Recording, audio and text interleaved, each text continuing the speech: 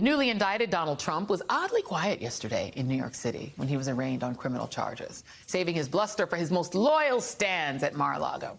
But his speech there was nothing more than his usual stew of grievances and lies. He attacked our nation's justice system, special counsel Jack Smith, the National Archives, the state-level officials investigating him.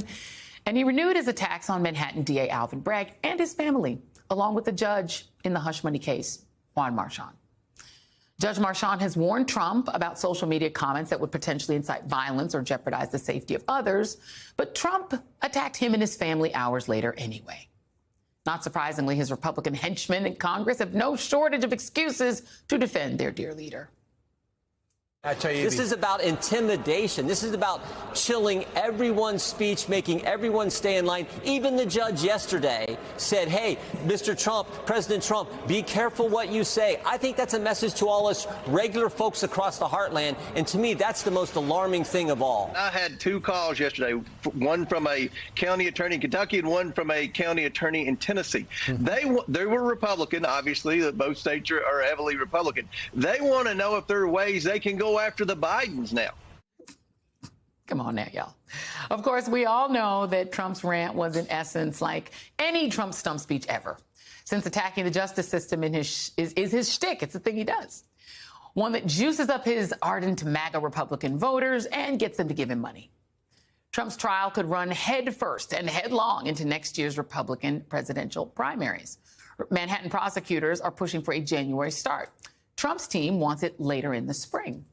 Defendant Trump is still the Republican frontrunner, and Lindsey Graham, well, he still is his most loyal caddy, crying and begging for cash on Fox News again last night.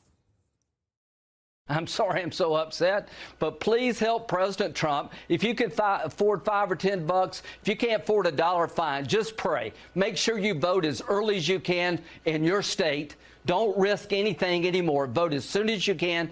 Pray for this country. Pray for this president. And if you got any money to give, give it. Joining me now is Tara Dowdell, business and political marketing consultant, former apprentice contestant and president of the Tara Dowdell Group, and Charlie Sykes, editor-at-large at The Bulwark and an MSNBC contributor. Charlie, you don't have the benefit of being at the table with us here, so I'm going to go to you first and ask, where should we send the hostage money? Because obviously that man a hostage, and obviously that money he's begging for is to get him out of the basement of Mar-a-Lago. So where should we send the money? Pathetic. You know, the first time that he did that crying Oral Roberts routine, you know, I thought maybe he was just going through some things. He was having a bad night, but he's doing it again. That he's doubling down on it. You would think that there'd be a little bit of a gene left in him of a little bit of self-respect or self-dignity, but no. And this, of course, is what Donald Trump is counting on as he continues to, be the fire hose of disinformation there. But I do think that, you know, we are in this new era in which he is a criminal defendant, and what he says might have consequences. And he has lived in a world that has been accountability free, where he can say anything, he can insult anyone, he can tell any lie, he can foment any sort of insurrection without actually ever being called to account. And Jim Jordan may have, thought it was alarming, but the judge was doing in his job when he said, look, you need to be careful about the language you use. If you are inciting violence, if you are undermining the rule of law, I will hold you accountable as I would hold any criminal defendant accountable.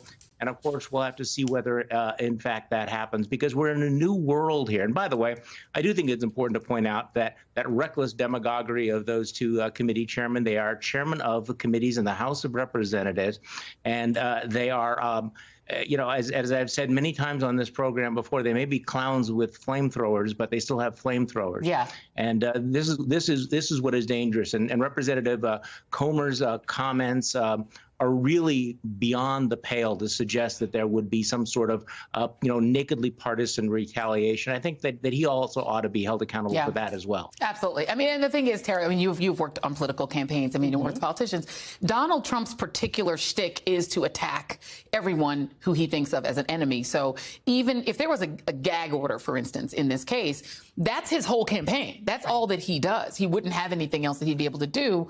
And he would clearly try to use that as well.